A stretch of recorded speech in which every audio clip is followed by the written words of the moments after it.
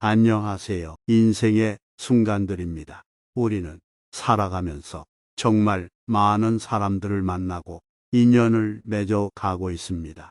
가족, 직장, 동료, 친구 같은 모임의 사람들 말입니다. 그 사람을 만나면 우리는 안부를 물으며 우리의 삶에 대한 이야기를 하고 소통을 합니다. 하지만 우리가 무심코 했던 대화 내용에는 다른 사람에게 하지 말아야 할 말들이 있습니다.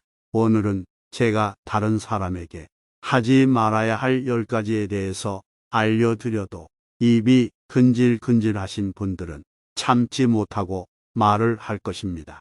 아무 생각 없이 상대방에게 했던 말이 다른 사람들의 입을 통해 돌고 돌아 결국 우리에게 큰 화로 들어올 수 있으니 정말 주의하셔야 합니다. 그래서 현재 다른 사람에게 무심코 말을 했다 상처받거나 크게 당한 적이 있으신 분들이나 다른 사람 말로 상처 입으신 분들은 꼭 들어주길 바랍니다. 다른 사람에게 말하면 안 되는 말 10가지 중 첫 번째, 내가 이루고자 하는 목표입니다.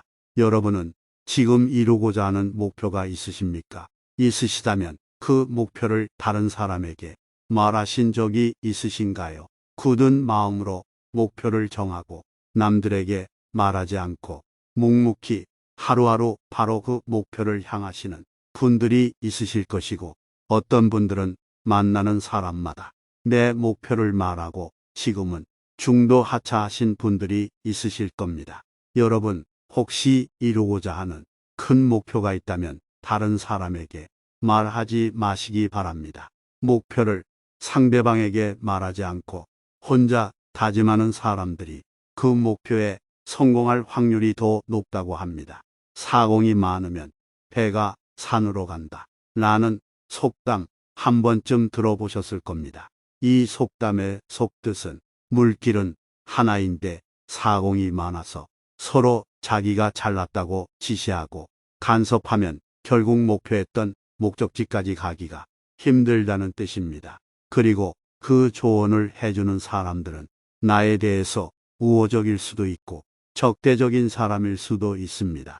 서로 다른 삶을 살아왔고 상대방의 조언이 도움보다는 방해가 되는 경우가 많습니다.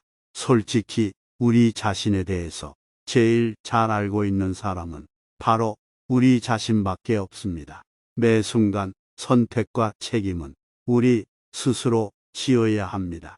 과학자들의 논문에 따르면 다른 사람에게 본인이 마음먹은 목표를 말하게 하고 그 목표에 대한 칭찬을 받게 되면 그 순간에 목표를 이루어질 때와 같은 도파민과 엔돌핀이 생성된다고 합니다. 우리가 아직 성공을 이루지 못했음에도 불구하고 우리의 뇌는 성공을 이루었다고 착각을 일으켜 목표를 이루기 위해서 했던 일들을 열심히 노력하지 않게 합니다. 두 번째, 오른손이 한 일을 왼손이 모르게 해라. 불교에서는 보시라는 단어가 있습니다.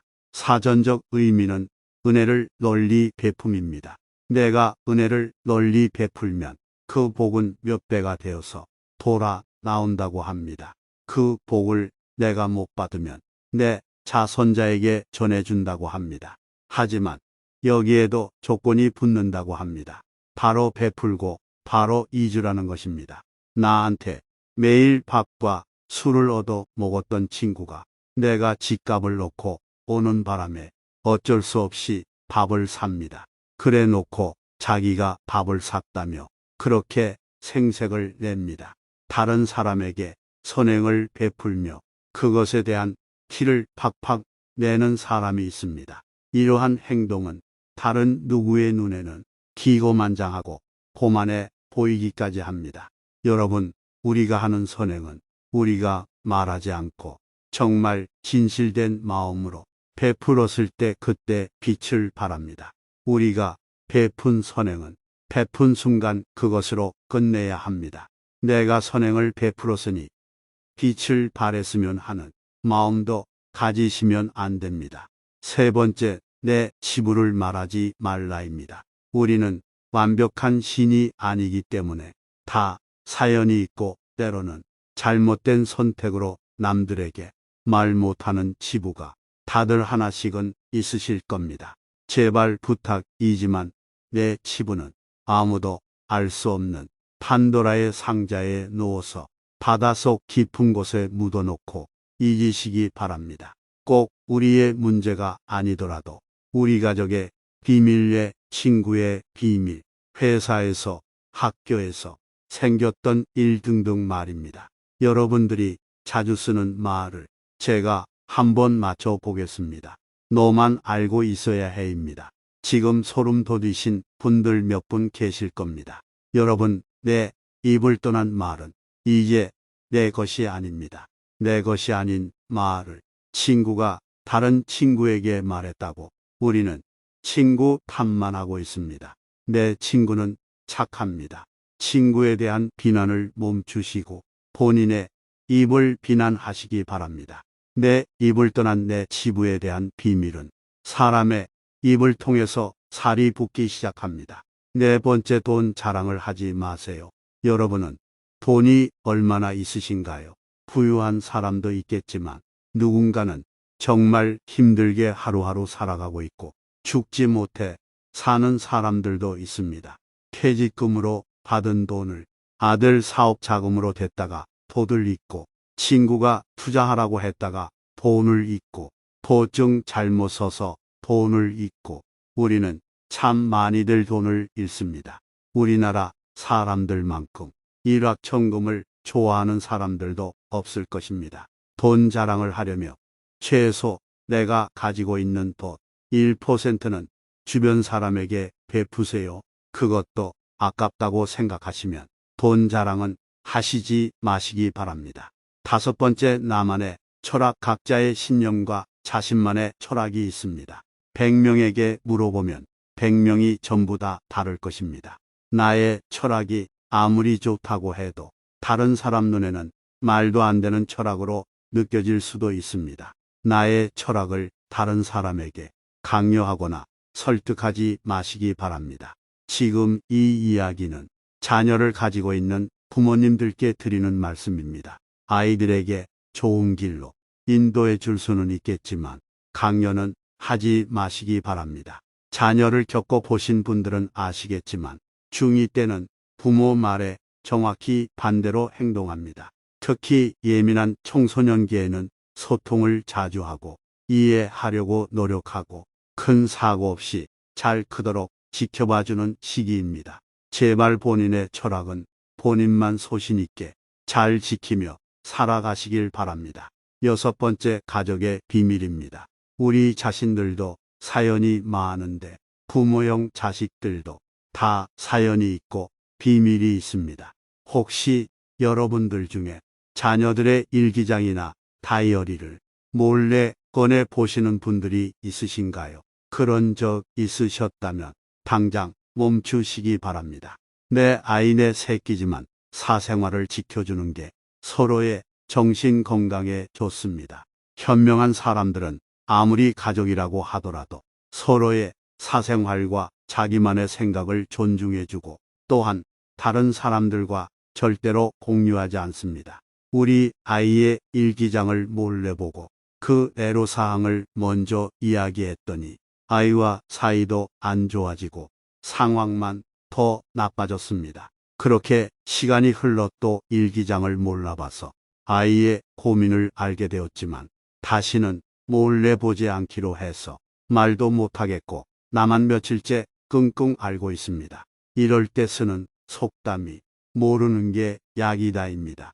아이들도 어느 정도 성장하기 때문에 본인들이 너무 힘든 상황에 처하게 된다면 도움의 손을 내밀 것입니다. 부모, 자식 간의 문제도 이렇게 힘들게 신경 써야 하고 힘이 드는데 이런 일을 다른 사람과 공유를 하는 건 나를 더 힘들게 하는 일입니다. 일곱 번째, 다른 사람의 비밀입니다. 여러분 중에서 다른 사람의 비밀을 알고 계신 분이 있으신가요? 알고 있다면 그 이야기는 내 마음속에 있는 판도라의 상자 안에 내 치부와 같이 넣어두시고 잊어버리기 바랍니다. 이 비밀은 나를 믿는 친구가 답답한 마음에 나에게 털어놓았을 것입니다. 그 친구는 그 문제를 해결해 달라고 말하지 않았을 것입니다. 그냥 그 답답한 상황을 이야기하는 것만으로도 어느 정도 마음의 평안을 찾았을 것입니다. 내 친구를 진정한 친구라고 생각한다면 제발 우리라도 그 비밀을 지켜주도록 노력해야 합니다. 간지러운데 내 입 때문에 소중한 친구들 잃으면 너무 억울하지 않습니까? 8번째, 나의 아킬레스건입니다. 치부나 약한 부분, 약점을 이야기할 때 우리는 아킬레스건 또는 치명적인 약점이라고 말합니다. 이렇게 나의 치명적인 약점을 다른 사람에게 말하는 것은 그 사람에게 우리의 삶을 담보 잡히는 것이나 마찬가지입니다. 불편한 진실, 우리의 고민과 아픈 상처, 괴로운 나의 상황을 내 주변에 있는 10명에게 이야기하면 앞에서는 함께 슬퍼하고 마음 아파해 주지만 8명은 뒤돌아서 나의 아픔을 가지고 본인의 행복을 쟁취한다고 합니다. 그 8명 모두 착한 사람들임에도 불구하고 말입니다. 스스로 다른 사람이 놀림감이 되지 마시기 바랍니다. 힘든 일이 생겼으면 스스로 원인 분석을 하고 독서를 하고 명상을 하고 운동을 해서 체력을 키우고 스스로 해결하는 능력을 키워야 합니다. 우리가 약해 빠진 것처럼 보이지만 우리는 생각보다 강합니다. 우리 스스로 충분히 극복해 낼 수 있습니다. 9번째, 1분 전 일입니다. 여러분은 아직도 과거의 상처 속에서 빠져나오지 못하고 계십니까? 아직도 그 선택이 후회가 되십니까? 그 상처를 안고 있고 후회를 했더니 마음이 어떠신가요? 마음이 조금 후련하신가요? 아니면 더 답답하고 힘드신가요? 아마 후자 쪽을 선택했을 것입니다. 그만큼 마음 아파하고 후회했으면 이제 그만 보내줄 때가 된 것 같습니다. 이번에 참사도 있었지만 엄마, 나 친구랑 놀고 올게라고 하고 나갔던 내 새끼가 21세기에 말도 안 되는 악사 사고로 싸늘한 죽음이 되어 돌아옵니다. 정말 상상도 할 수 없는 아픔을 느꼈을 것입니다. 이 아픔이 트라우마가 되어 죽기 전까지 평생 가시는 분들도 있을 것이고 가슴에 묻고 잘 살아가는 분들도 있을 것입니다. 이 시간에도 우리의 시간은 흘러가고 있습니다. 모든 선택은 우리 스스로 하는 것입니다. 물론 과거의 실수를 곱씹어 그 실수를 반복하지 않고 지난날의 시행착오를 바탕으로 좀 더 나은 삶을 살기 위해서 활용하는 것은 너무 훌륭한 일입니다. 10번째, 나의 재능입니다. 여러분들 중에는 지금 은퇴를 하고 여유롭게 연금을 받으면서 여러분의 직업 중에 일부를 이용해서 다른 사람들을 위해 재능 기부를 하면서 풍요로운 노후를 지내는 분들도 계실 것입니다. 아주 훌륭한 부분입니다. 하지만 내가 이 분야에서 특별한 재능이 있다고 떠벌리고 다닐 필요는 없습니다. 우리의 몸은 하나입니다.